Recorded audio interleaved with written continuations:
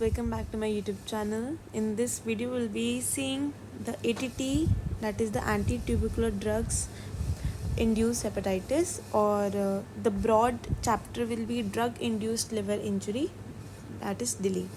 And this PPT will be available in my Telegram channel. And ये question हमारे theory exams में भी एक दो बार आया है, आ सकता भी है, इम्पॉर्टेंट टॉपिक है. एंड जितना हेडिंग्स मैंने इसमें कवर करी है दैट इज़ सफिशेंट. आप उस हेडिंग्स के अंदर आज से आंसर लिखोगे तो आपको मार्क्स मिल जाएंगे. So what is the definition कि हमारी ड्रग इंड्यूस्ड हेपेटाइटिस या लिवर इंजरी क्या होता है. It is the injury of liver that may occur when you take certain medications. कुछ पर्टिकुलर मेडिसिन्स होती है जो कि हमारा हिपैटोटॉक्सिक इफेक्ट्स दिखाती है, लिवर को इंजर करती है.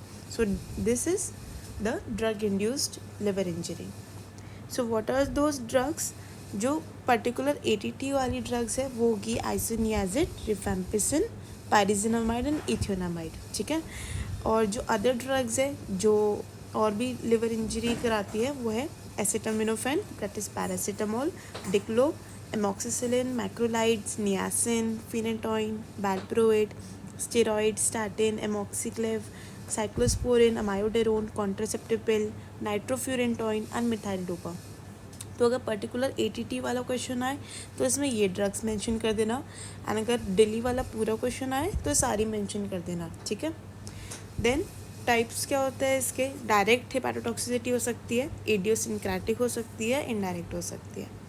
फिर आते हैं इसके क्या क्या मैकेनिज्म है, किन किन मैकेनिज्म से लिवर हमारा इफेक्ट होगा. It can be immune mediated या एलर्जी की वजह से, या कोई नॉन इम्यून मीडिएटेड कॉज हो सकता है, या idiosyncratic damage, dose dependent toxicity की वजह से, ड्रग इंड्यूस्ड हेपेटाइटिस की वजह से, drug induced auto immune like hepatitis की वजह से, या हिपैटिक एंजाइम्स का इंडक्शन हो गया उसकी वजह से.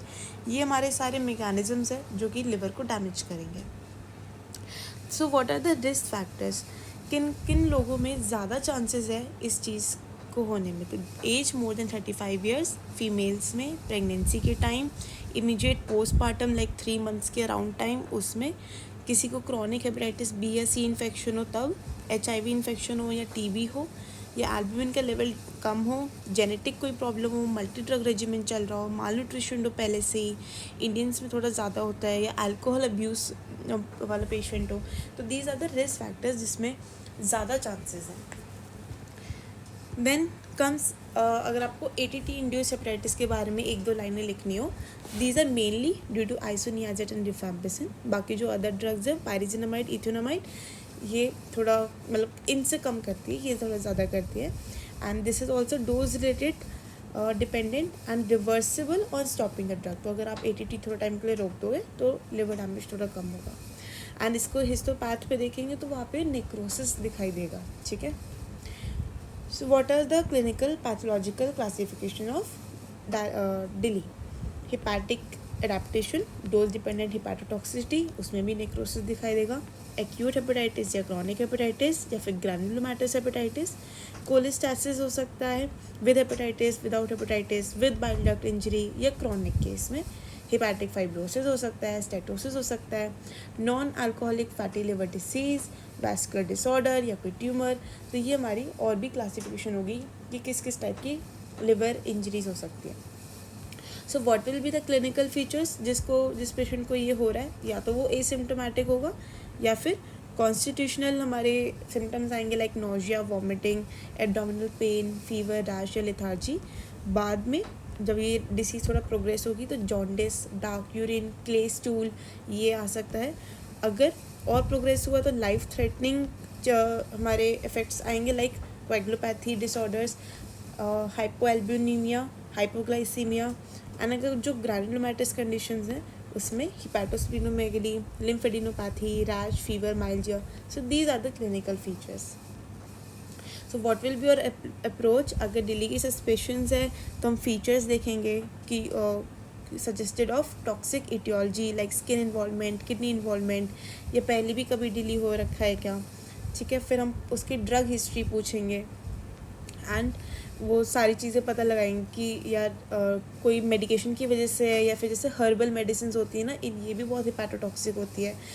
और फिर एक आर वैल्यू होता है, उससे हम देखते हैं कि यार हिपैटोसेलुलर इंजरी है, मिक्स्ड है, कोलेस्टैटिक इंजरी है। फिर हम ऑल्टरनेट कॉजेज़ के लिए भी इन्वेस्टिगेट करते रहेंगे कि कोई जैसे अल्कोहल रिलेटेड डिसीज़ तो नहीं है, या फिर कोई ऑटो एंटीबॉडीज़ तो नहीं। ये सारे मतलब और भी कॉजेज़ को हम आइडेंटिफाई करने की कोशिश करेंगे। अगर फिर भी कुछ नहीं निकलता है तो हम लिवर बायोप्सी भी कर सकते हैं। सो what will be the investigations? एक तो LFT करते रहना है, मॉनिटर करेंगे हम उससे। एक रूकैम्प स्कोरिंग सिस्टम होता है, और ये गलती से लिखा है कि क्या कॉज हो सकता है उसको देखने के लिए। एंड आर वैल्यू जैसे हमने बोला था, कोलेस्टासिस इफ लेस देन 2 to 5 है तो मिक्स, मोर देन 5 है तो हिपैटोसेलुलर इंजरी। और अगर जैसे more than 5 of the upper limit of normal, elevation of ALT, मतलब ये सारी जो हम LFT में एंजाइम्स देखेंगे ना, तो हम इसमें हम देखेंगे कितना ये बढ़ा हुआ है अपने अपर लिमिट ऑफ नॉर्मल से। तो ये सारी इन्वेस्टिगेशन हम करते हैं। ट्रीटमेंट कैसे करेंगे? एक तो जैसे हमने ड्रग को थोड़ा स्टॉप किया था, एक बार हम रीचैलेंज करके हम देख सकते हैं। एक सपोर्टिव थेरेपी आएगी, या फिर स्पेसिफिक थेरेपी जिसमें हम एंटीडोट देंगे ड्रग्स का, और डिक्रीज़ करेंगे रिस्क फैक्टर्स में, पेशेंट को एजुकेट करेंगे, हिपैटोटॉक्सिक ड्रग्स को बंद कर देंगे। और अगर एक्यूट लिवर फेलियर में आ चुका है, देन लिवर ट्रांसप्लांट सेंटर पे हम भेजेंगे। So that is all for this ATT induced hepatitis या drug induced liver injury. I hope you like this short video, बहुत ही कंसाइज वे में थी। इतना लिखोगे बहुत इनफ है। And thank you for watching.